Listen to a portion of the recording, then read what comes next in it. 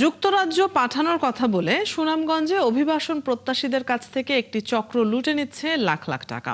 দালাল চক্রের লোভে পড়ে প্রবাসে যেতে জায়গা জমি ভিটে বাড়ি বিক্রি করে নিঃস্ব হয়েছে প্রতারণার শিকার পরিবারগুলো। শহীদ নূর আহমেদের তথ্য ও ছবিতে দেখুন প্রতিবেদন। সুনামগঞ্জের জগন্নাথপুরে সৈয়দপুর ইউনিয়নের অধিকাংশ পরিবারের কেউ না কেউ ইউরোপ, আমেরিকা, মধ্যপ্রাচ্যে কর্মরত রয়েছেন। এখানকার তরুণদের প্রথম লক্ষ্যই যেভাবেই হোক প্রবাসে যেতে হবে। আর সেই সুযোগ কাজে লাগিয়ে একটি চক্র শ্রম ভিসায় যুক্তরাজ্যে পাঠানোর কথা বলে হাতিয়ে নিচ্ছে লাখ লাখ টাকা, দিচ্ছে বিদেশ যাত্রার বিমান টিকিট সহ ভুয়া ডকুমেন্টস। আর এই ডকুমেন্টস নিয়ে বিমানবন্দরের ফ্লাইটের জন্য গেলেই যাত্রা বাতিল করে দিচ্ছে ইমিগ্রেশন পুলিশ। আমার 25 লক্ষ টাকা নিচ্ছে।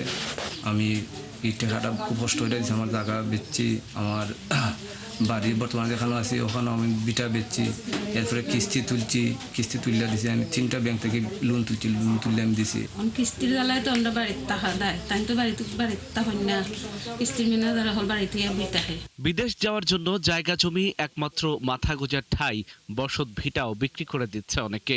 পরে প্রতারণার শিকার হওয়ার পর অনেকবার যোগাযোগ করেও দালালের দেখা পাচ্ছেন না ভুক্তভোগীরা।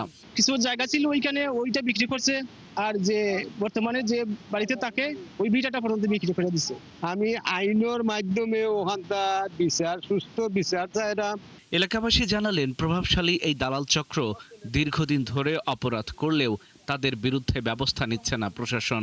দিছে তারা যেন মানুষ বিদেশ পাঠায়, ওটা কইয়া অনেক বাচ্চাদের, ছোট ছোট বাচ্চাদের তারা নিচে নিয়ে প্রলোভন দিচ্ছে। চাইরাম যে তানোর সুষ্ঠু বিচারক তাম্বিরর, আর তানোর যে ন্যায্য যে পাওনাটা, এই পাওনাটা তাম্বিরে দিত। এ ব্যাপারে বক্তব্য নিতে অভিযুক্ত দালালের সাথে যোগাযোগ করা হলে প্রতিবেদককে দেন মামলার হুমকি।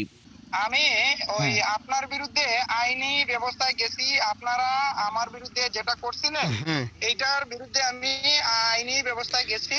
তবে দালাল চক্রের বিরুদ্ধে ব্যবস্থা গ্রহণের কথা জানান পুলিশের এই কর্মকর্তা। এবং যেহেতু এটা নেশা নোয়াট ছড়িয়েছে এই বিষয়টি, তো সেই মামলাগুলো তো আমরা সর্বোচ্চ দক্ষতার সাথে, আন্তরিকতা, নিষ্ঠার সাথে সেগুলো করব। প্রতারণায় অভিযুক্ত তানভীর খান সহ 3 জনের বিরুদ্ধে আদালতে মামলা দায়ের করেছেন প্রতারণার শিকার অভিবাসন প্রত্যাশীরা।